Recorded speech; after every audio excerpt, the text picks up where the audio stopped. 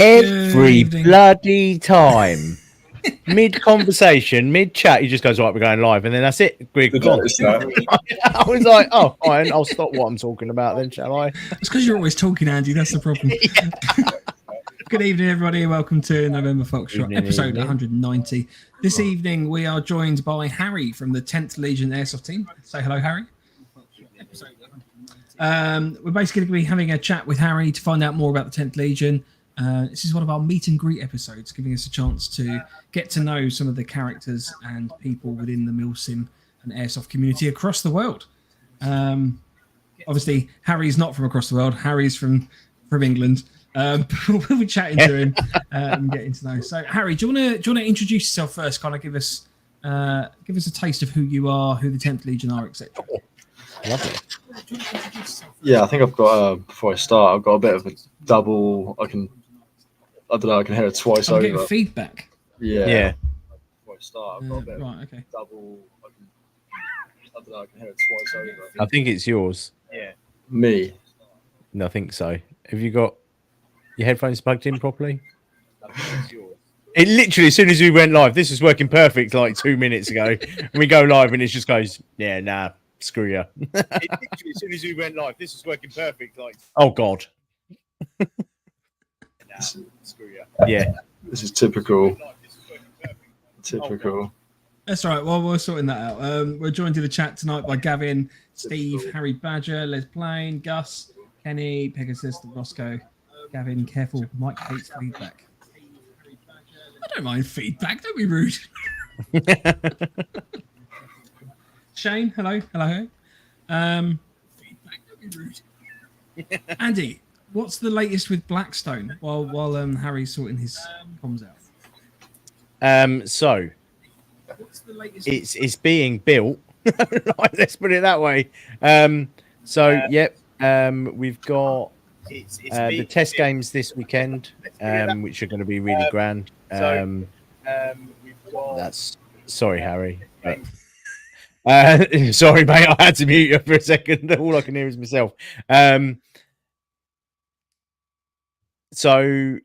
Blackstone is going ahead. We got the test games this weekend. If you are a Buy Me a Coffee subscriber, check your emails this evening. I'm not sure if you've had them just yet, but definitely check your emails this evening.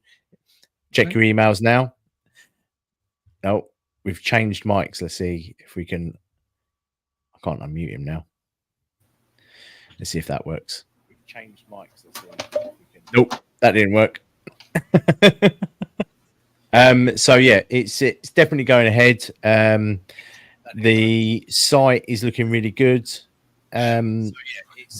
So let's say that it's probably going to be open November sort of time. If you haven't seen, jump on our Facebook page. We've shared Tony Whitmaster's post, and it just shows you the progress of what we've been doing. So yeah, it's been really good so far. But hopefully to see a few of you there, maybe Saturday, if not in the future. I'm sorry, it's really putting me off. Sorry, Harry. I don't know if he can hear us now.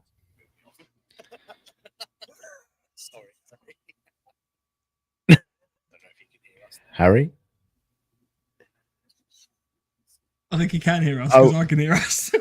Yeah. We can't hear Harry. Oh, this is this is going well. Latest news with Blackstone is it's going ahead. I'm going to have to mute him for a second. So what's the layout of Blackstone then? It's obviously a 2-story. So it's basically a 2-story building. It's a warehouse that has got basically 2-story buildings that have been set out in sort of like a village war-torn area. There's going to be props and stuff, doors, windows that you can shoot out of. It's very CQB on the lower level, and then it kind of spreads out a little bit upstairs. So you've got kind of like a good mix of reasonably long shots, but I think the longest shot is probably going to be about good mix of 10, 15 meters. If that. But I think What about now? Shot is probably going to be. We're still getting feedback. Weird. 15 meters. If that. What about now? We're still getting feedback. Is it my fucking camera? Right, mute me again. I'll try. Yeah, that's all right, Harry. Pegasus says, has the site been painted yet? No. Okay, cool. And that is a sore point, so don't bring it up. No, unfortunately, because it's. I've been to smaller villages. Let's put it this way. So, like as I said, there's 8 cottages, a prison, a garage. There is now a church, like a full-blown church with ringing bell and everything. A prison, a post office, a 2-story supermarket with spiral staircases. As you can imagine, it's taken a lot of time to get it to that stage. So no, it has not been painted, but it will be soon, because we're not just doing it as like a, you've got all these other CQB sites that are ply buildings, and it's just a ply maze. We've tried to do something a bit different. So we've literally built a small village inside a warehouse. So you've got multi-levels. So when you're going around corners, you're not just checking left and right. You are literally checking full 360, up, down, left, right, behind you. Each building has multiple exits and entrances. There's bridges connecting the buildings.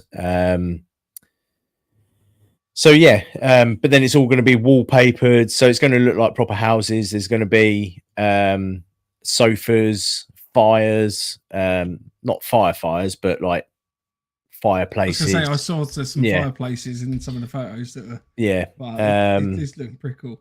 It's getting there. It's just a lot of work. And the lads that have been on site have been absolutely phenomenal. They've been working really hard to get it where it is.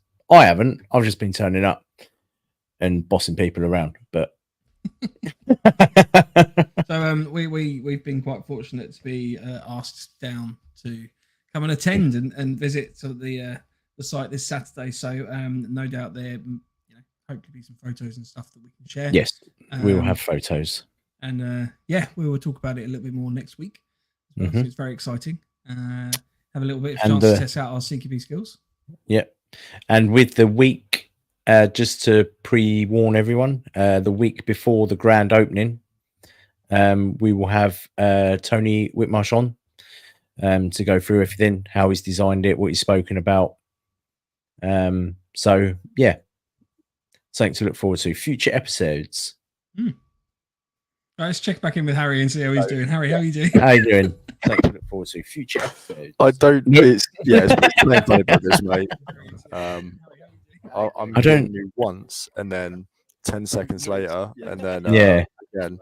I'm talking to my lads now on Discord. They're giving me suggestions. So I'm talking to my lads now. Have you got it playing somewhere else? Because it sounds like it's playing out through a speaker or something, and then being picked up on the mic. You got it playing somewhere else? Because it sounds like it's playing. I sound amazing, by the way. You do. You have rather a sexy voice, I must say.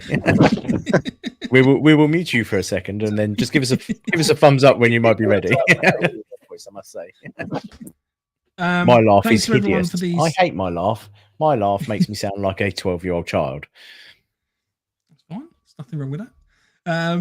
I was going to say thanks for everyone with the suggestions that have come in for the charities for looking up for this month, year, next year. Basically, we're going to be kind of pooling those together in a list to discuss, kind of work out which ones that we want to support.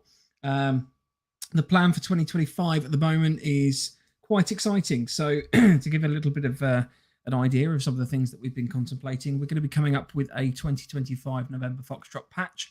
This patch will be available as pre-order only. We will order a few extras just because we run out of things. Exactly. So there'll be some extras as well. But for the fundamental is that the patch will be helping to support the podcast.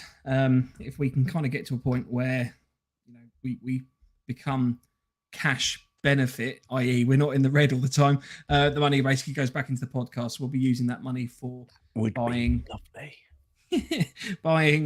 like things to give away and sort of various bits and pieces like that. So that's one of the things we're going to be doing. For the Buy Me a Coffee subscribers, we'll be coming out with some stickers this Christmas again. So hopefully we can kind of wangle together a little sticker patch for you. I need to have a chat with Billy to see if we can get him to maybe help with that as well, which would be good. Gus has asked if there'd be a 2025 intro/training MilSim. So I think at the moment we're putting the intro to MilSim stuff on hold for a little bit, just based on how well this last year went. We do want to do something, and there will be something. Yeah, there is talk about Phoenix, Operation Phoenix Part 2. Or the prequel. Or the prequel. But the chat around that at the moment is that the fundamental thing is ultimately the insurances and kind of dealing with it from a safety point of view. We don't have insurance as November Foxtrot, so we relied on, for all of our events, through the site or the event owner company to basically kind of cover that perspective. So it's something that we're looking into. There's lots of ideas flying around. So hopefully there will be something next year. We're also going to be doing our live show. So we're going to be doing a 2025 live show, which should be maybe we do 25 hours for 2025. No. 24 hours. Well, we did 25 hours last time because someone said, you get an extra hour. Cheers, mate. Yeah. That was fine. I was only started seeing a few little apparitions at one point in terms of. I thought you turned into. I literally thought you turned into a mole at one point. I was like, no, this is too much. Note to self: buy a mole outfit this year. Yeah. I won't lie. I feel doing the podcast with Harry kind of eagerly trying to get his sorted out in the background. He has his tech support guys with him at the moment. I've noticed there has been a change in headphones as well. So this. Yeah.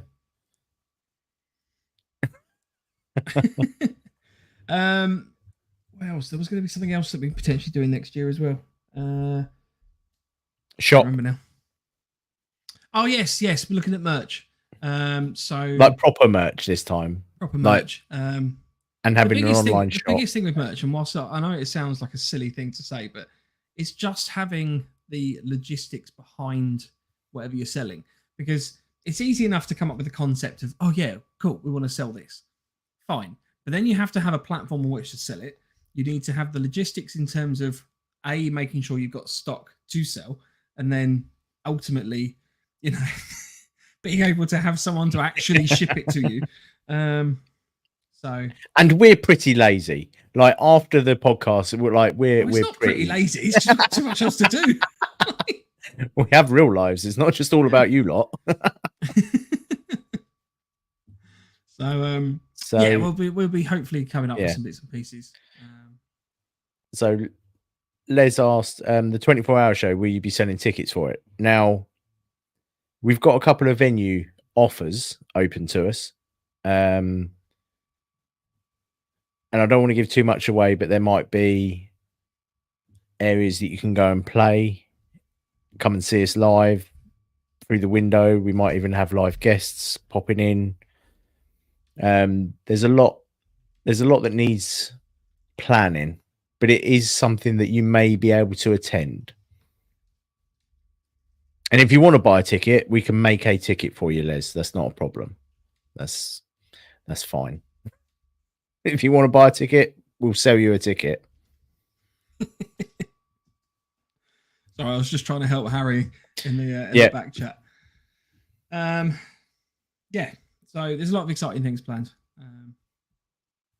Hopefully, we'll continue boosting and providing. If anyone's got any suggestions on things that we should do, be it improvements, constructive criticism, feedback, Gavin, if you want to give it, or Gus, if you want to give us any feedback, You know, getting people's names right would be a good one, wouldn't it? Well, yeah. But yeah. But yeah, give us a shout. It'd be interesting to hear. Obviously, the community around this is based on what you guys want. So let us know. I think we're we gonna might get film material here. I'm not gonna lie. Yeah. So I'm sure Harry will give it a plug as well. But they are doing a charity event with quite a few other teams. I can't remember them all exactly. But we'll give that a little plug now. Have you got that? Yeah, I've got on that you now. Can't remember who it was. There's quite a few. There we go. So yeah, I didn't realize it was that many. Nope. There we go. Right, we'll kick him off that one. So. Right, I'll sort that out, Mike. Here you go. Are we joined by Harry? And we're joined by Harry again. Hey! Fuck me. Technology has failed us miserably. Right, bear with me 1 second. No worries, mate. Okay, right. Let's go for it. Hi, Harry. Welcome to the show. Yeah. only 17 minutes late. Don't worry. Oh, fuck me. Yeah. Happy. Thank you for having me on. Really That's all right. Yeah. And thanks for joining us. That's the end of the show. No, Harry, so we were just literally talking about Hadrian's Patrol. Tell us about Hadrian's Patrol. Hadrian's Patrol. So this is a goal of mine. I've always wanted to achieve. I like bucket lists. I like ticking bucket list boxes. And I'm moving up north early next year, about half an hour away from Hadrian's Wall. And initially I was like, right, I said to the missus, I'm going to go up there and, you know, I'm going to spend a few days, I'm going to cycle it, I'm going to walk it. It's for me, it's for no one else. I want to do it. And I thought, well, what if I can make this something special? What if I can make it bigger? What if I can help out people by doing it? And I thought, well, there you go, charity event, happy days. Picking a charity wasn't very hard. Being ex-military myself, I thought, well, give something back, help out the lads, etc., etc. So we picked Help for Heroes. And I started to think about how I'm going to do it, what it's going to entail, how hard it's going to be, and who I want to do it with me. So I thought, well, I'll do some research. You know, the sources vary depending on where you start and finish, but I've chosen a route which is 84 miles, and that is start of the wall to the end of the wall. 84 miles. And I saw sources, English Heritage, they recommend like 6 to 9 days to walk it. And I was like, sod that. I was like, I'll do it in 4. And that's not me just being arrogant and whatnot, but I thought, I guaranteed most of the people they're going to cater for or sort of give that information to is going to be just your normal everyday walkers who are going to take their time, look at the sites. And don't get me wrong, I'd love to look at all the sites. I love my history. And obviously with the team, I love my Roman history. But being an event, being a challenge, it's just get from point A to point B, you know. So I thought 4 days, 21 miles a day. And I thought, well, as it so happens, 20 miles a day, that sort of ties in with the whole Roman theme, you know, Roman soldiers marching 20 miles a day. I was like, oh, brilliant. You know, there's another tick in the box there. And yeah, so we set up, I contacted Help for Heroes, made it all official, and started making the GoFundMe page, started making a poster. So the posters have actually arrived today and they look fantastic, I've got to say. So they're all good to go. We've raised a little bit of money. I think we've got 250 quid at the moment, aiming for 2.5 grand. And that covers also like all of the money, enough money that I feel was worth it to send to the charity itself. And as explained in the GoFundMe, it also enables us to pay for any expenses for the event. So any fuel for transport, etc., stuff like that. Because I don't want money to come out of lads' pockets. You know, they're doing this for free anyway and taking time off work. So, yeah, so everything's set up. We're getting T-shirts made for those who actually take part on the walk, where medals already exist for it, but a bit like you can get those virtual medals, or like the Iron Man or Tough Mudder. You get Hadrian's Wall one, so it's like, you know, fancy little medal, 135k, etc., etc. And obviously, I'm trying to get people involved. So I speak to Hades quite often. Me and him served in the same battalion at the same time in the army. Although we didn't know each other in the battalion at the same time, it just so happens started my airsoft team, and I was like, hang on, fuck, Dan, Hades. So I talked to him quite often about it, and he's obviously pledged his full support. Obviously, JBG being ex-rifles as well, same regiment. They've shown their support.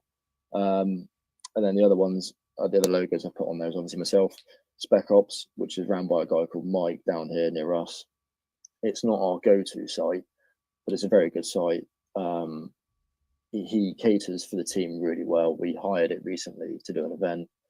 And so he's going to help us advertise it. So I thought, all right, yeah, you know, fair one, stick your logo on it. MS Design and Embroidery as well. So he's our team tailor. He does all our merch, all our patches. Epic guy. He's from Birmingham, but he is sound. And then we've got Babcock, who's the company I work for now, and they are financing the medals and the t-shirts, which is greatly appreciated from them. But yeah, that's the event. It's going to run from technically the 16th to 21st of February next year. A lot of people are saying to me, "You're a fucking idiot! Like, that's like the worst weather you could go up, like Scotland." I was like, exactly, it's the worst weather. So when it's you finish the challenge, isn't it? Not only can you say, "I've walked Hadrian's Wall," you could say, "I've walked it in 2 foot of snow," or "I've walked it in torrential downpour." It just adds that extra. I swam Hadrian's Wall. Yeah. It just adds that extra boasting. Like, I flew it. I just opened up the tarp and let the wind blow me along. Precisely. So what are you doing about like, are you camping out, like, you carrying your own gear, or have you got layoff points that people are going to meet you? How are you doing? Like, obviously a 4-day trek is a bit harder than just the 1 day, just get it over and done with. You've got a little bit more logistical sort of working outs to do, haven't you? So how are you planning that? So we've a designated driver, guy called Paul, lovely guy, done a lot for the team. He's going to drive us, so he's going to collect everyone up in the evening of the 16th, drive up through the night, arrive on the west end of the wall roughly 0506 in the morning, and set up from there. Once we set off, the driver's going to retire to about the halfway point, where he'll stay in a B&B or something, act as a safety vehicle in case there's an injury, which being the sort of trek it is, it wouldn't be a surprise. And then that's it. Then that's all the external contacts cut off. Once he drops us off, the patrol is by itself. Hence why it's Hadrian's Patrol. We're acting alone with no external assistance. So everything we need for those 4 days we'll carry in our Bergens. And in terms of where we're staying in the evenings, to my knowledge, obviously it's illegal to camp on Hadrian's Wall itself. So we'll get to, I don't know, the 21 mile point each day, and then turn left or right 90 degrees, walk a mile, find a wood block, and then stay there the night, and then next day back onto it.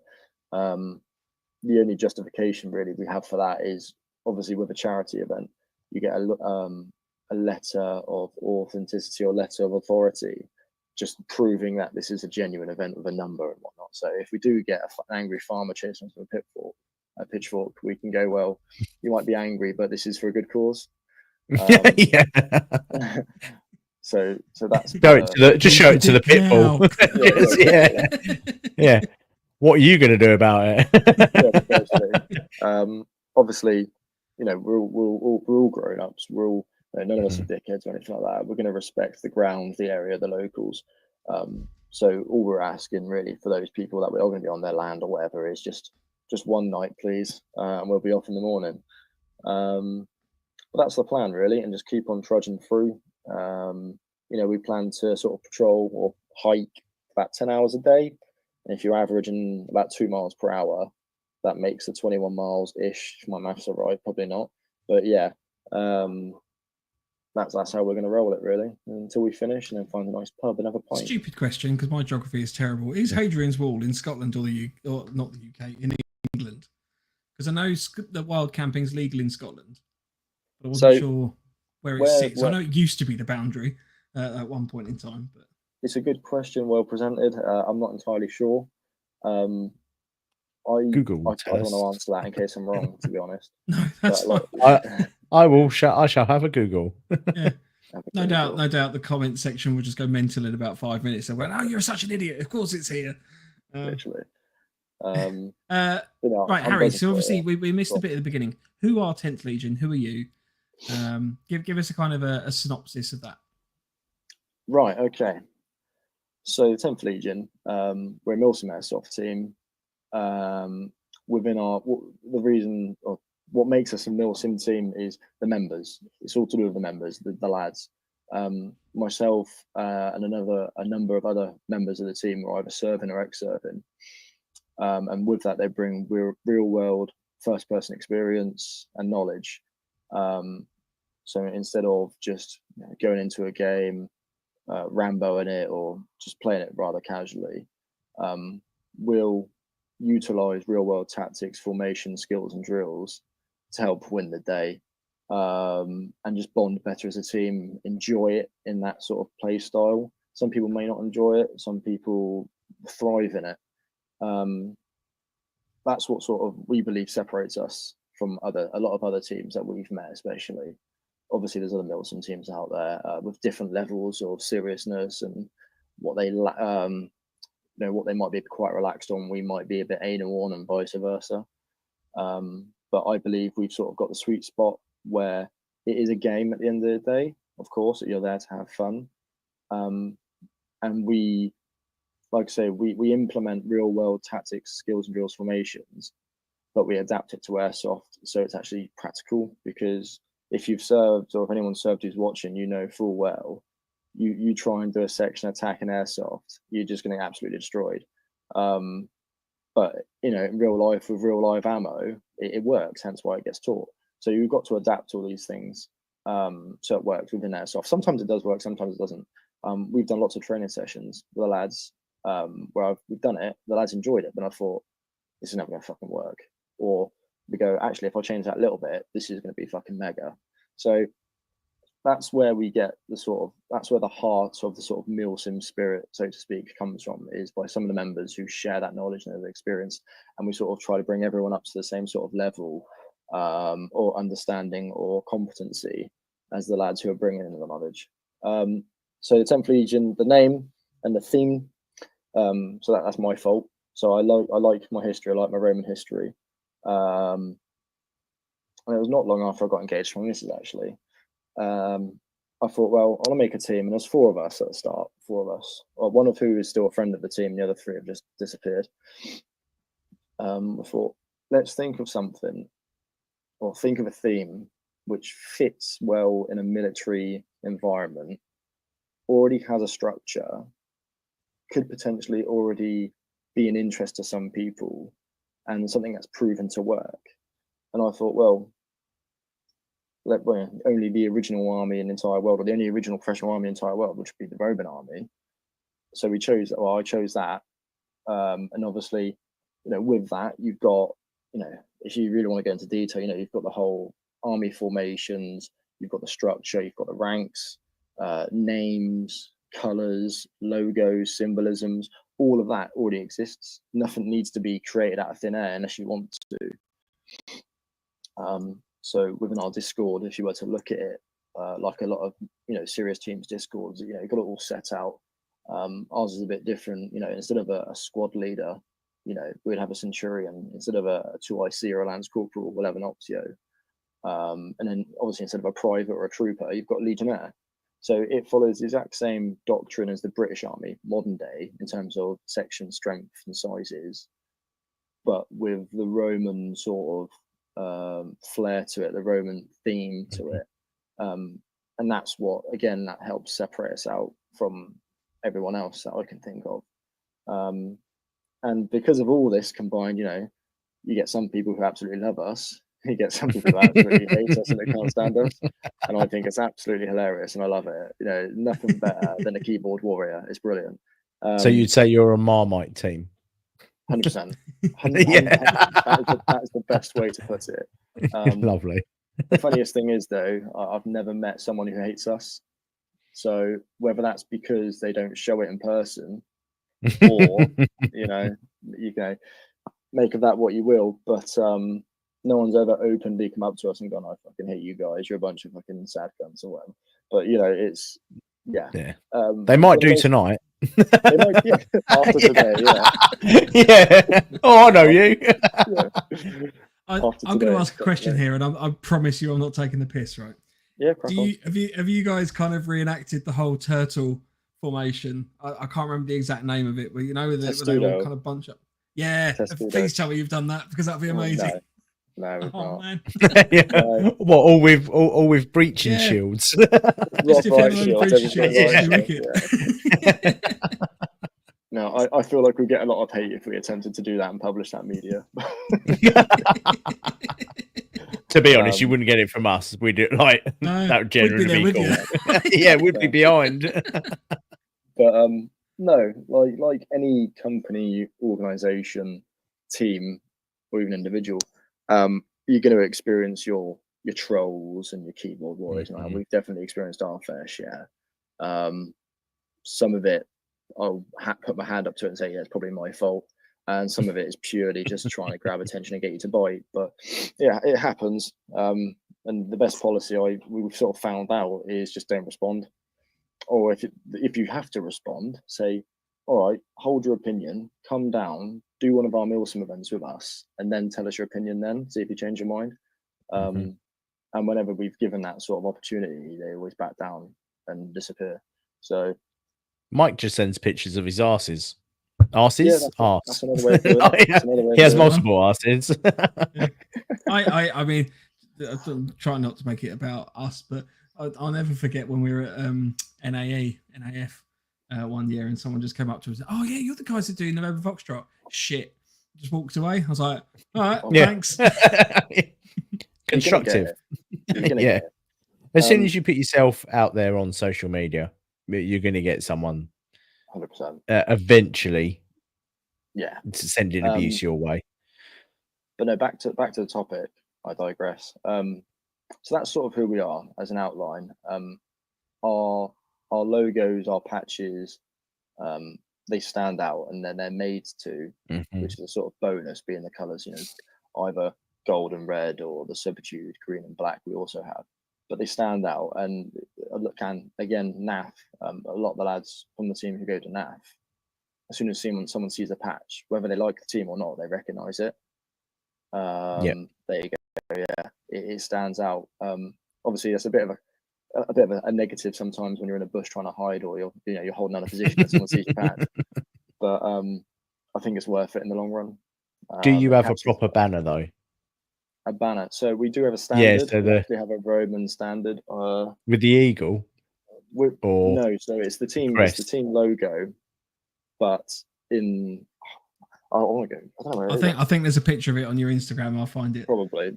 But we do have. I did get made an actual like legionary standard, the team logo, and we do use that for most games. There it is there, just without the stick. So that picture there, that one, that was quite funny. So that got posted onto the Spec Ops Facebook group, and straight away people started commenting saying, "You gave a safety brief whilst drinking beer and smoking fags." What I didn't put, or what people didn't understand, is that was a private team event where we hired the site, and so the owner and the marshals quickly said, like, wind your neck in, like they hired the site, they can do what they fucking want, and it wasn't a safety brief. But that is the standard, the team standard. Yeah, that's pretty cool. I like that. Bit different from the flag, I'll say. It's again, it goes the whole Roman theme, so it fits in well for us.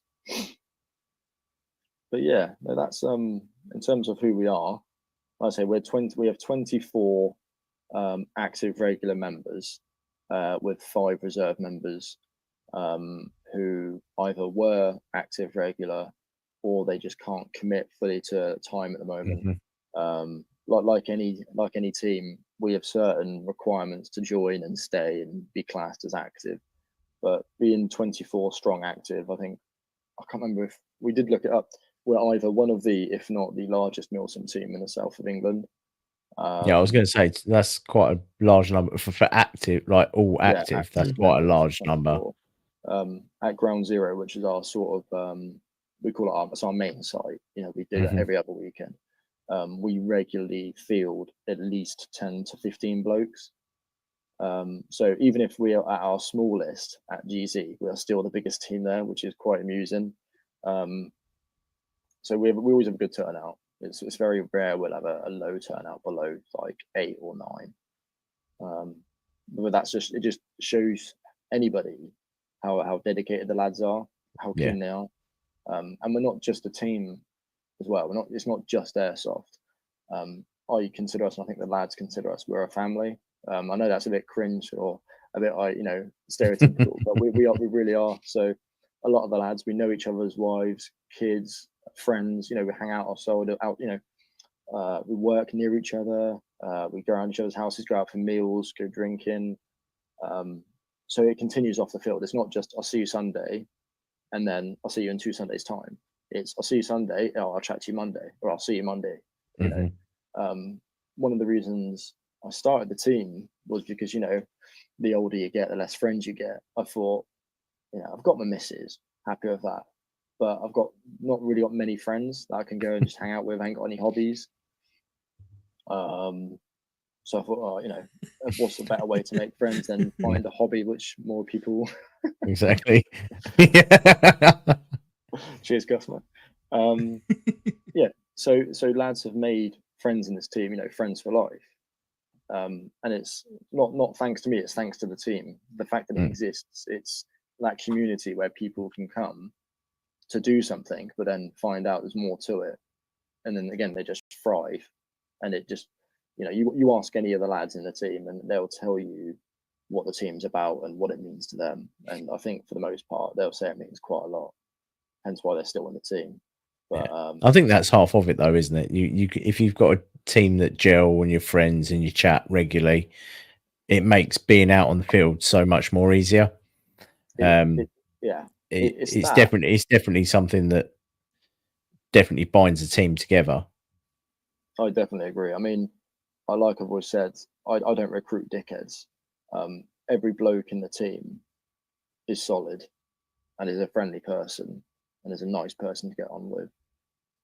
But like you just explained then, the better you bond, the better the friend, I suppose. Yeah. That's a soft way to put it. And everyone wants a good friend at the end of the day. And you're less likely to be left behind as well. Yeah. Like I've been on teams where we haven't really quite gelled, and then you turn around, like you're out on the field, and because you haven't quite gelled, everyone else is buggered off, and you're still holding that position. Whereas if you've got a friend, you're not going to leave you. You'll be like, oh shit, I've left Mike. Yeah, but sometimes it's over by the and then you go, well, actually, it is Mike. But yeah, I find having that sort of friendship within a team, it can make your gameplay a lot better. It's very rarely the lads have a bad game. I mean, you're always going to bump into individuals who make your day hell. But even if you have a bad day or for example, say you lose the day for whatever reason, the lads have still enjoyed working together. Yeah. And that's all that matters. I've said to the lads, I don't care if we lose because you learn, but as long as you enjoy yourself, that's what matters. But yeah, I'm guessing that there's some of your teammates are in the chat. I think Shane has said the boys welcome me to the team in the nicest way, and they're a great bunch of friends. Yeah. Paul says, and the banter is good. And then Matt says always. And then Paul's come back and says, speaking of banter, Harry's new call sign is Mike. So I've got something waiting for you, Paul. Don't you worry, mate. Your name is marked. Gavin's just put no echo. I had a question. So you mentioned that you run your own events as well. So obviously not just are they just for the team, or are they for wider groups as well? From the moment the team was formed, we've ran 4 events, and they have all been purely just for the team. the last event we did, we were debating bringing another team into it. I'm not going to name the team because there's been a bit of controversy about them, but we were going to open up to them, so they were going to play enemy for us. Being the MilSim, like I said, the whole way we did them, right. So when we do our MilSim events, I make them as realistic as possible, and that even boils down to, let's say, mag capacity, timings, this type of objective. It's not just capture the flag. It'll be something realistic. We do, intel, POWs, searching enemy. It gets as realistic as you can get. I try to explain to the lads this is what it's like to go on exercise when you're in the military, and that's what I try and recreate in our events. But they have been, they are just for us, because it only takes one person, say from the outside, to come in for the day, and then they can just absolutely ruin it, because the day's not necessarily scripted. But if you're not playing ball and you're not on the same page as everyone else, you're just going to fucking ruin it for everyone else. And I'm not going to risk that, because the lads put in a lot of effort to attend these events. They put in a lot of effort to play the part, and they want that training experience. They want to learn, and I'm not going to let someone ruin that. JBG were going to attend one of the events, but they were busy with their own course at the time, so unfortunately they couldn't attend. And I was speaking to Names Nico as well, and he was keen to attend, but again, he's a very busy guy, so I'm not surprised he couldn't come. But our events are very good. But you're not going to hear of them. You'll see our Instagram posts of them. They're normally like, I'll name them normally like Operation, like there'll be Operation something. And those will be our events, but they'll never get advertised to the outside, because they're just for us. It's the whole training that's involved within that. It's the practice, it's the experience, which the lads get that from. That's what it's all about. It's about learning. So it is primarily for the team. Not to say in the future that I can maybe combine or collaborate with another team, or especially another MilSim team, or even some individuals, to include other people. But to answer that question, long story short, is they're just for us. Have you ever thought about doing one like as a team running an event? So your team would be like 0 for both teams, or multiple teams if you've went down that sort of route. Is it something that you guys have spoken about at all, or is that not something that you'd really be interested in looking into getting into? I think we've had the conversation. So Matt, one of the guys that commented, he's one of my squad leaders. Young guy, but really nice, really mature, and he's a really good bloke, and he handles his lads well. I think I've had a conversation with him before about that exact thing of what if we hosted an event and sort of acted as not necessarily the marshals, but let's say 0 of either side. I don't know. I'd rather get more involved rather than just being a commander. I'd rather get involved. It does suck running events when you run an event that you're like, I really like this event, and then you're like, oh, I've got to look after it. I can't play it. Oh, yeah, actually, all these people have turned up and they need looking after. I can't just wander off. Although Lance did. Lance wandered off for an hour. Yeah, but he had you there as a backup on your team. We will have to have a chat, Harry, because Ground Zero is one of my favourite sites in the UK. And I would love them. I genuinely think they've got the capacity to do an absolute banging MilSim there, because obviously you've just got the space. 100%. So they host, or they have hosted battle sims. I can't remember the names of them. I'm sure someone will comment what are the names of the most recent one. Or something, not Scorpion, I can't remember. From the lads that did go to their battle sim, they enjoyed it, but in terms of being an actual battle sim or MilSim, like for the realism, it really wasn't there.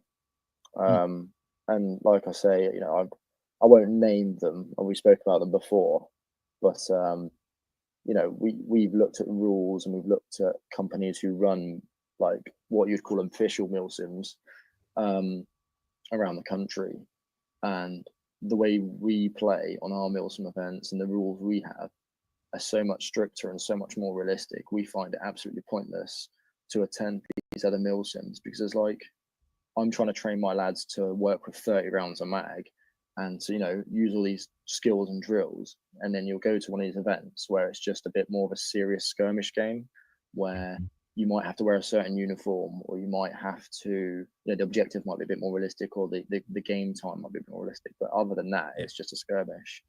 I know they do exist out there, like what I would class as a MilSim, but other than that, I can't find any that are as realistic as the ones that we've ran. Hence why the lads don't really go to them. It's like we've spoken about that a few times, about, like, especially over the last couple of weeks and the last couple of episodes, about bringing back ammo counts and making them like real steel ammo counts. There's literally we've had whole conversations about it. Me and Mike have had conversations about it. Me and Lance, I'm sure Mike and Lance have had.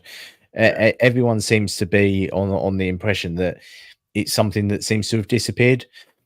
Because when I first started doing MilSims, it was there wasn't many, but there was the odd one that popped up that had like the real ammo count or realistic ammo count. And I definitely think it's something that's been missing.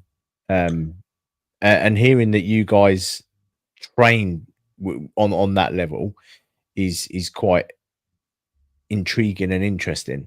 Like it'd be cool to come along and just see how you guys do it. Yeah, so I mean, if you're a gas blowback, standing there awkwardly just watching. Yeah, we've done that before, Mike. We literally I know we have wood with a camera. So I am more than happy to just sit in a bush and just go, what are they doing? I think if you're a gas blowback user like myself, you're already halfway there to using sort of realistic or real ammo counts. I run a TM AKM, so I've got 30 rounds. I can't spray and pray like some guy with a HPA 400 round or 1,000 round mag. I've got to make sure each one of my rounds count.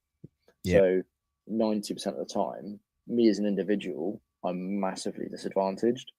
But when I do get a kill or a hit, it's that much more satisfying, because I know it's taken a bit more, not necessarily skill, but a bit more patience, sometimes wit, to get that shot off. Instead of just seeing a bit of movement in the bush and just going, I've had to wait. So, I mean, I think those people who do use gas blowback, like we did on that course, JBG course, if you're used to it, it's no different. But if someone goes from HPA, say they've always played HPA, and then they use gas blowback, they're like, oh my God, this is shit. It's like, no, it's not shit. This is realistic. If you don't like realistic, absolutely fine. It's up to you. But in terms of being, like, if you're playing in a MilSim environment, you should like it. You should want it to be realistic. And that's what I try and instill into the lads. And many of them accept it. Some of them don't. But in my eyes, it makes sense to have a mag capacity or an ammo capacity. We're normally obviously joined by Lance, who is on holiday. He's sunning it up, isn't he? Sunny Cyprus. Hey, there he he also is. says MWS for the win. So beep, beep, beep, beep, MWS, beep, beep, beep, beep. He also just came back to you, Andy, and said wandering off and going off to do a night shift and then coming back are two different things entirely, my own Padawan. Yeah, no, you just wandered off. You went, I'm off. That was it, gone. I was like, okay. No, I mean, following on from your point, Harry, on real cap events, we saw Defiant did a real cap battle sim. I think it was a weekend ago, last week. Yeah, a couple of weekends. Which worked really well, and it was exactly that. The gameplay was very different to normal, and there's a lot of love for it. And I think there is going to be a shift to a lot more real cap MilSim style events going forward, because I see that personally being the next kind of major innovation. And it's weird that it hasn't really stuck, Because obviously there's never been a limitation to that. It's not like real cap mags didn't exist. Yeah. It's a niche, and like you say, with our team being a Marmite team, which I love that phrase now, it's going to get used. It's one of those. That's next year's patch, mate. That's it. Yeah. There's a guy called Smith who I bet's watching this, and he's already designing it. It's a niche where I think you love the idea of a realistic ammo capacity, or you absolutely can't stand it. And the people who can't stand it, I don't think will ever get brought over to the other side. And potentially vice versa. I know that I couldn't go from using my TM AKM to then HPA. The lads are always trying to pester me to go HPA. I'm like, no. I like the realism of it. You know, it's what I'm used to. But I think it's a niche thing. I'd like you say, Mike. I think the idea of other companies and organisations running MilSim events, which include the rule of a mag capacity, I think it's a brilliant idea. But potentially the reason why I don't think they have is because they know they will get people who will love it, but they're going to get, there's going to be a lot of people who get turned off massively by it, which is a shame. But that's fine. Those people don't have to come. We don't want to play with those people.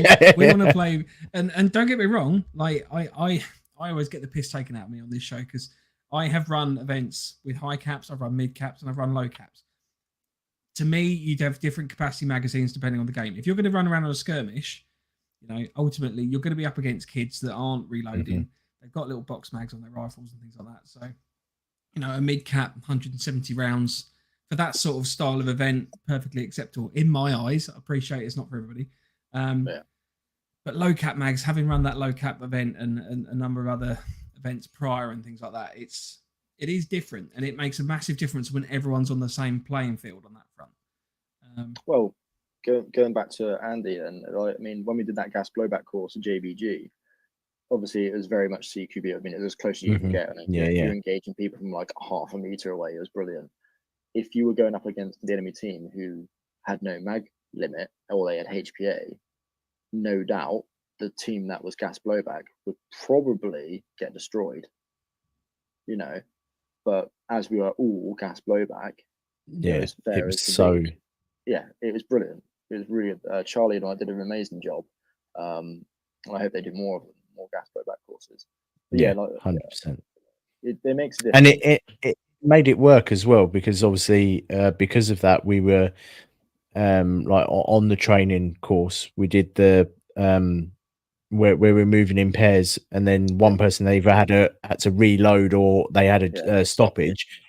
But because you're moving in pairs and you're using a lower capacity magazine, you always had that point where someone had to reload, and it actually put the stuff that you did in the training into practice, which I thought was, and it was so much better. And then I went over, and now I don't own a single AG other than my LMGs. It's good to hear. Good to hear. No, definitely. Gas blowback for the win, in my opinion. So a lot of people will disagree, including some of my lads, but I think in terms of MilSim especially, gas blowback is the way. Just before we move on to kind of the next big question I wanted to ask, Paul says, Harry, you're underselling all the work you do to plan the events and training. Underselling? Well, I mean, a lot of work goes into planning the events, a lot of time as well. But I mean, it's not just me. You know, I get help. Say Paul's helps out a lot. A lot of the team help out. I sort of divvy up the workload as much as I can, or as much as I'm happy with. So it's not just me. It all comes from the lads, so they all get to sort of put their 20 pence in, and when it comes together and it goes right, it's beautiful. The training benefit to our events that we've done, it's second to none, and then that's not a brag. That's, again, if you were to ask any of the lads, you know, you're being taught real world tactics that you could only get taught if you paid someone or if you were in the military yourself. So you're getting that stuff for free from people that have actually used it and done it. It doesn't get any better. But but no, there's there's a lot of work that goes into them. But, yeah, cheers, Paul. It sounds like they're appreciated. So, and if it, as you said, if it turns out great. Like, you can't get a better feeling than that. It's satisfying in the most unegotistic manner whatsoever.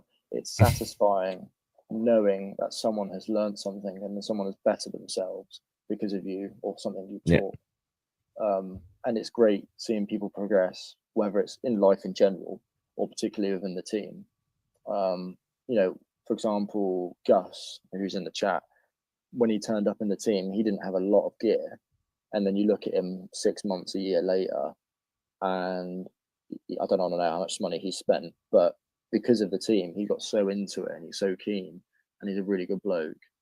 He just invested himself, not just financially, but personally into it to better himself. He always takes on board all as much training, as much knowledge as he can, and seeing him go from sort of zero to hero, if you want to put it that way.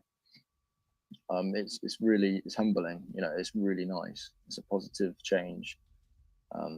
So yeah, and if I can plan events and organize events where people on a larger scale better themselves, then I've succeeded in my objective.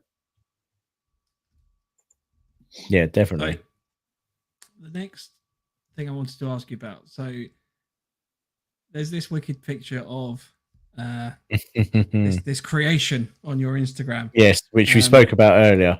Which we sort of spoken about before. So tell us more about this. This is obviously a shoulder fired shoulder launcher. So tell us all about it. So what you're looking at is the Moores Omnibus 38mm DP. DP standing for dual purpose because it fires the flashbang, smoke, and standard flashbang. This was a creation of mine that I did whilst on paternity leave. As I mentioned to you earlier, so I've always wanted a bit of AT to go with the whole MilSim kit, whether it's top flapped in a bug and it's slung around your back or whatever, or for a photo shoot. Okay, I won't mention the company or the name, but there are other ones that exist out there, which I don't really quite like the look of. So I thought, bugger it, I'll create my own. So again, with some help from Matt and a guy called Marcus, we thought of a name, we thought of some things which we need to take into consideration, in terms of the materials, the thickness materials, pressure, all that sort of stuff. And I got to designing it. I spent a couple of months. I spent a month designing it, drawings, gathering or finding the right materials, sizes, dimensions. Ordered it all. I spent, I don't know, I spent about £300-400 on materials and bits and pieces and attachments. It all arrived and then started sticking it all together. Got some nice vinyl stickers made for the lettering and whatnot. And did a test firing at Spec Ops. That was the first time I test fired it. But what it is, I used to say it's a 38mm, essentially a shoulder mounted mortar. And it's modeled after the Carl Gustaf. It's basically a mini Carl Gustaf, of course, rifle that uses the 38mm mortar rounds. And the purpose of it is obviously deploy smoke, flashbang, and multi-flashbang further than you can throw it. But not only that, it's meant to fit in with that MilSim environment, with that MilSim loadout. So instead of having just a tube, which is a different color and doesn't have a lot on it slung around your back, this being the color it is, the attachments it has, even the white writing. I don't know if am I able to pick it up and really show you? I don't know. I was thinking about this. So it'd be really cool. It should be fine because it's just a tube. YouTube, it's a tube. Yeah, we'll wait and see. We'll risk it. If we we had a strike a long time ago for somebody holding up a riff because YouTube gets really funny about people potentially blowing off their own heads on their lives. So the whole point of this was to make it look realistic.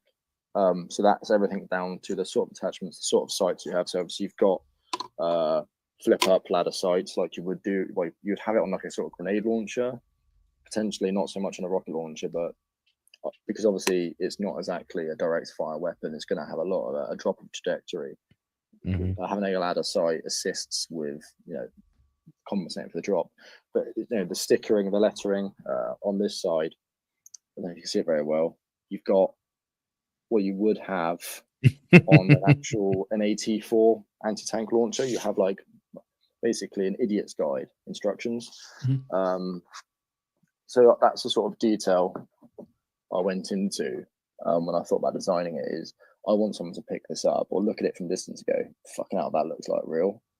And it does the job. You know, I've sold a couple. I didn't make it initially to sell it and make any money from it. It does look wicked. Like now I've seen that. Now I've seen that. That you may have to make another one. It looks wicked. I've got 3 more tubes that are prepped. So another interesting thing with it, obviously, it's aluminium. Straight away, a lot of people will go, "Oh fucking hell, that's going to break! It's going to break." It's not. No. I'm not an idiot. Like, I designed it so the type of aluminium it is, which is very high grade.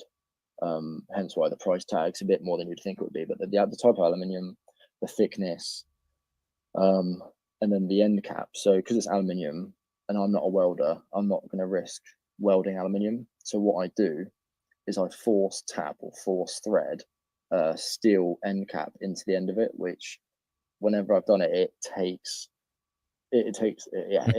knackering. I'm lifting the workbench whilst it's in the vise.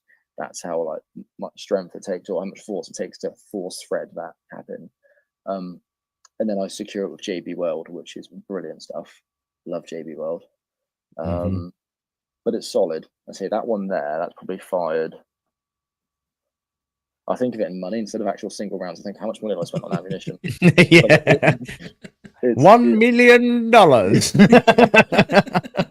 That's probably fired about 40 rounds, and nothing's wrong with it whatsoever. It's solid. So you could chuck it on the floor, you could throw it at a concrete wall, it'd be absolutely fine. It's solid. But yeah, it looks great. Like I said, that picture there. You start, you obviously ground zero. Unfortunately, you can't use pyrotechnics. But this picture's taken at spec ops. This was on a normal game day, so we were behind this bun line. This is right at the start of the match. There's a bit of a no man's land in front of us there, and then there's another bun line just like that one. So to initiate the whole entire engagement, I brought up the Moors, fired 2 rounds with my number 2 chunks there, loading it for me. And the entirety of the rest of the team was stood behind us in awe, just watching me fire this thing. There is also a video on the Instagram of that particular moment as well. But it's brilliant. It's good fun to fire. The other thing as well, it draws more attention to the team, because someone will see who's using it. They go, they're wearing that patch, and they go, oh, they're part of that team. Yeah. So it assists the team in publicity as well, which is always good. But that's the Moors Omnibus anyway. If you're unsure of the name, if you Google it, it's Latin, and it does have a meaning. I won't say it on the video in case you get a strike, but yeah. That's right. Apparently swearing's fine. It's not a problem. Like, you can say anything on the live as far as you can say anything, but not hold anything up. No. Brilliant, nice. So we've had a question actually from our backstage host who's on holiday. Lance has asked, what is your team's preferred style of event / play location, urban or rural, or wood block, and what are the reasons do you prefer this chosen style of event / location? I like the question. I remember speaking to Lance briefly about this, and it was quite a good conversation. But basically, as a whole, we train for rural conventional, what I would call rural conventional warfare. So stuff like wood blocks, fields, village outskirts, stuff like that.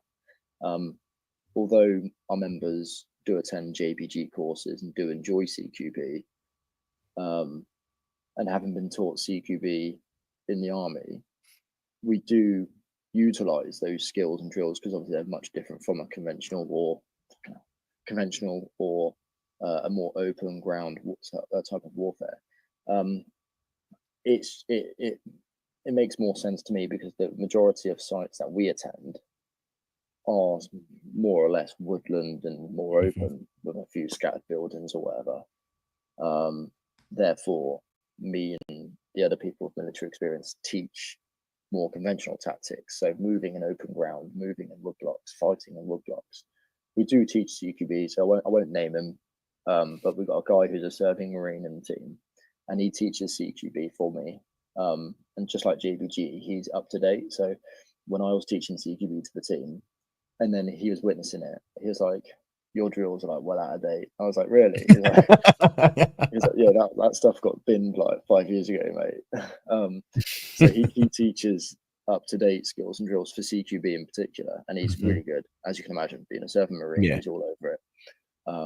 And then I sort of deal with, say, the more conventional stuff. So as a whole, the team as a whole, we focus on conventional rural, but we do occasionally dip into CQB and urban stuff. I can't remember what Lance said. I think Lance said he likes wood blocks and stuff like that. Yeah, Lance likes wood blocks. Yeah. I sort of remember the conversation, but I think it's more. The problem is, and for anyone that's served, you can teach CQB as much as you want. You can teach as many skills and drills for CQB as much as you want, but I can guarantee you, if you were in a real life CQB environment, half of that would go out the window, and all you'd end up doing is every window, every doorway, everything you see, you'd be firing into and throwing grenades into. There'd be you wouldn't be cutting corners, cutting cake, stuff like that. Because if your life's on the line, you're not going to risk doing that. You're just going to go fuck it, frag in, or you're going to literally walk around there pre-firing. So that's why I don't really like getting into that CQB stuff too much, because in a real world situation or scenario, half that's going to go out the window. Whereas conventional, there's only a couple of ways you're going to get across that open ground, and I can teach that. So there's pros and cons to both, and people prefer one or the other or both. But as a team, I like a good mix. Yeah. I like the sites where you've got a bit of a wood block, and then you've got like a couple of buildings that you might have to get into or get around. Just being able to mix it up a little bit would be my preferred. Is good for that. Ground Zero is good for that. I don't know if you, Mike, when you went there last time, do you remember? Did you go to the fort? Yeah. So honestly, genuinely, it would be such a wicked place for a MilSim, and I don't know why. Like, we need to make this happen. Like, I need to speak to. You get so excited about it. Genuinely, it would be the UK's version of Border War, in my opinion. It's that big a site. It's not going to be as big as Border War, but you could have that style of event there. So I've got lads in the team who are quite friendly with the marshals, and I don't think he's the owner, but a guy called Richard, who he does this for sale, the second-hand stall, and at NAF he does all the announcements. They're quite friendly with them. So there is a line of communication already established. I don't know if it would be, again, because they host NAF and all these other events there, they might take one look at it and go, nah, fuck that, we've already got our revenue in these other events. Or they might go, you know what, we could have another event, let's go for it. The only problem with GZ, which is always going to be a problem, and I absolutely hate it, is the rule is no pyro. Unless because the police go there to train with simunition, they're allowed to use pyro, but if you're an airsofter, you're not. Regardless of previous pyrotechnics training or experience, whatever, you're just a blanket, no pyro. And for a MilSim event, you got no pyro, it's not a MilSim event. So that's the one downside to GZ. Yeah. The location itself, like I say, you've been there. The location is brilliant. It's massive. You've got every type of terrain exists there. You've got hills, valleys, bushes, alleyways, little villages, towers, fucking all sorts, rivers. It's amazing, but no pyro. So, but I mean, for the level of that site, though, there's a trade-off that could be had. I don't know. I think having a MilSim with absolutely no pyro, it would kill it for me personally. It would kill it for me. Especially if you're not even allowed like like the proper smoke. We'll just get you a big vape. You can stand there and do a big vape. That'd be fine. Yeah, I could do, couldn't I? Me and Lance could just dress sit you up there. like a big grenade, and you just run in and go. Yeah, but then I might get banned. No. Harry, I'm conscious of the time. One thing I did want to just, I don't know if you're okay with talking about it, so by all means, we can move on. Your job was one of the more interesting jobs I think I've ever heard. Do you want to talk about that or not? It's nothing crazy. There's a few bits which I can't talk about, and I'll tell you what I can't. But so my job. So like I said to you, I drive and I fix tanks for the British Army down at Bovington, where the recruits come through to do their armour training at Bovington, then do their gunnery training at Lulworth. The company's called Babcock. They're obviously a military contractor. I work on Trojan, Titan, Terrier, Warrior, and occasionally I work on Charlie 2 as well. So as of tomorrow, I'm driving Warrior for 2 weeks for a commander's course, which is good fun. That's like cross country, road driving, night drives, etc. But yeah, no, it's good. It's only you're getting paid to drive tanks, so you can't really moan at that.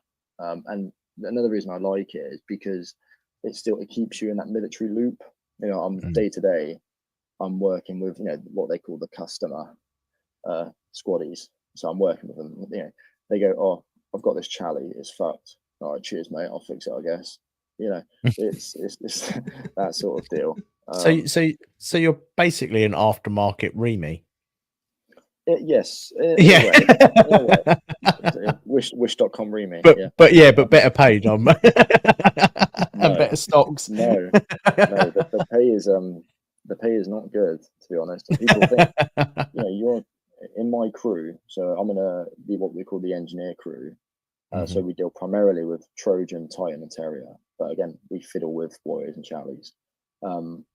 There's 5 of us, and we're in charge, or we're responsible for about £35 million worth of armoured vehicle. But we get paid peanuts, so it doesn't add up. You could tell us that, but I suppose. Yeah, but you get to play around with it. Like, you get to play around with a Charlie now and again. Do you know what I mean? Yeah, it's not. I mean, when we're driving, there's pros and cons. There's pros and cons. One big bonus which I really enjoy is when they do the gunnery side of it. I will drive Warrior for the gunnery package, so I'll be on the range, hatched down in a Warrior. They're firing the 30 mil, the 30 mil cannon. They're firing the coax, and then I'll drive them down the range, doing the shooting and moving. I'm part of that tank crew or the IFV crew, and that's a civilian. And there's no other job in the world where, as a civilian, you can drive in a tank while it's firing live ammo. No. So I am a very lucky person. It's just a shame the pay's not very good. But he needs a pay rise if you're listening. Yeah. Harry definitely needs a pay rise. Sort him out, lads. They're sat there doing that. It's very. It is different. It's different. No, it's cool. It's definitely cool. Trust me. I promise you, it's a cool job. No, I appreciate that.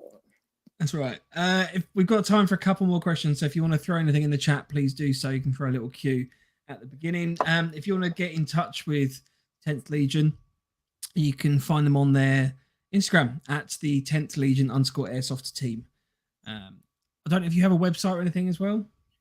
We do have a website, but we did. I can't remember the exact date, but it's getting taken down because we didn't get much traffic for it, so we thought we'd get rid of it.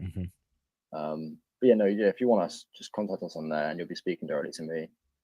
Whether that's just a query or you want to open a line of communication or whatever. I'm pretty good at responding, so just chuck us a message on there. He's better than us. He's better than us at responding. I sent him a message, and he was like, a couple of minutes later, I got a reply. I was like, "Oh, that's pretty good." Then he had to wait like a week. I told you. Didn't I tell you, Harry? It was me. It was Andy messaging. It was me. I'm useless at the moment.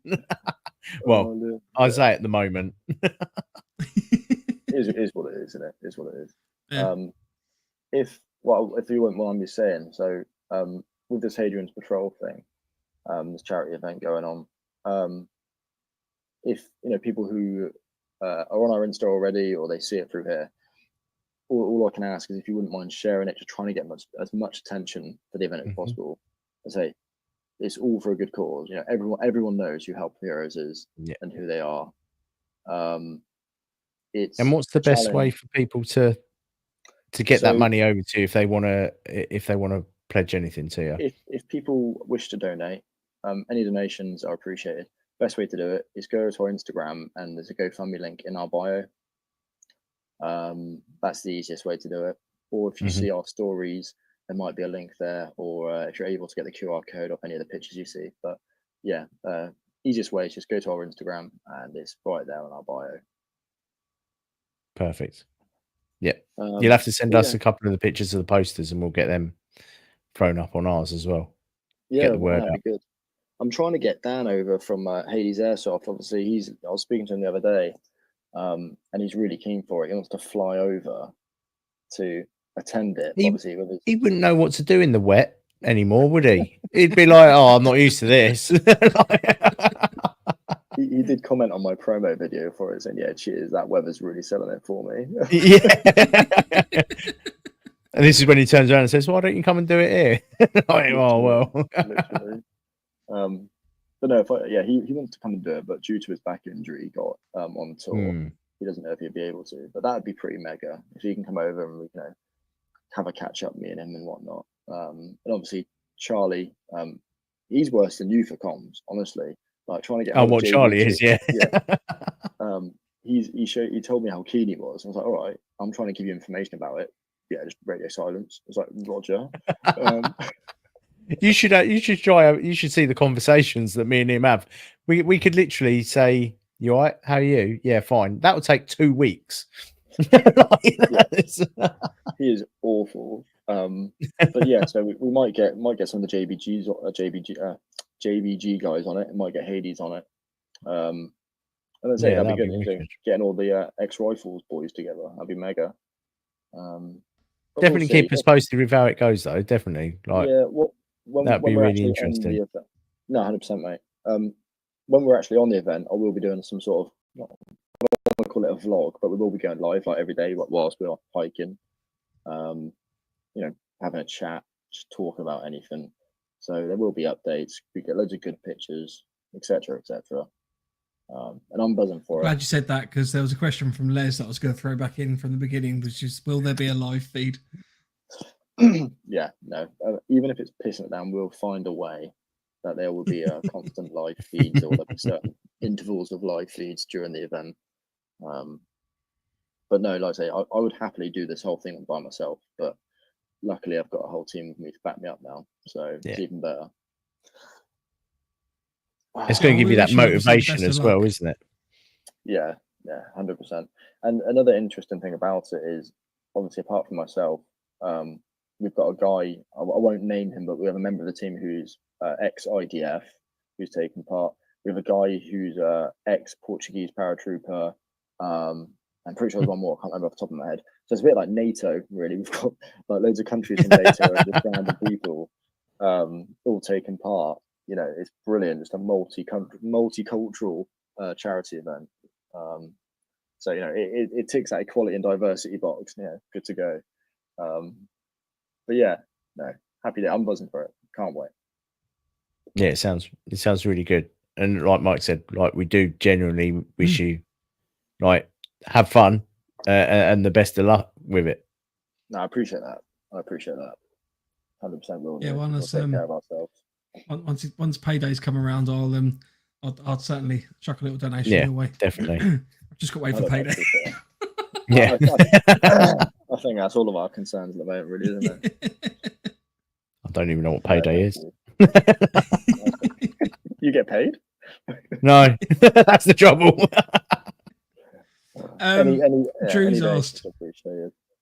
Drew's asked, Harry, reach out to Wifinity Limited. You can get contact via QM's department. Wifinity may be able to help with sponsorship.